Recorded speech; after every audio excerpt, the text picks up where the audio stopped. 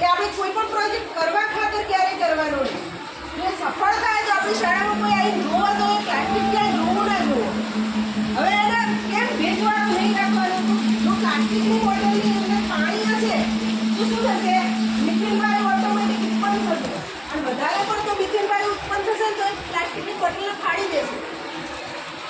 એટલે જે તમે જબલા ભરો એ ડ્રાય હોવા જોઈએ, એકદમ સૂકા તડકાની અંદર એની પાણી બિલકુલ ઉડી જાય. પ્લાસ્ટિકની બોટલમાં કે આપણે પ્લાસ્ટિક તો ઘણું આવે જ છે.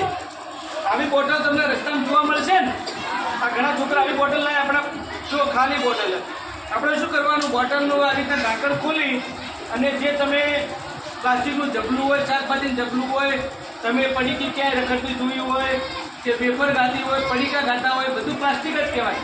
એને આમાં ભરી દેવાનું, એને ભરી આને બંધ કરવાનું. એટલે ખાલી બોટલ લઈ લાવવાની, બીજું પ્લાસ્ટિક બી આજુબાજુ લઈને આમાં ભરવાનું. અને તમે આવી રીતે આપણે આને પ્લાસ્ટિક મુક્ત શાળા બનાવવાની છે. શું બનાવવાનું છે?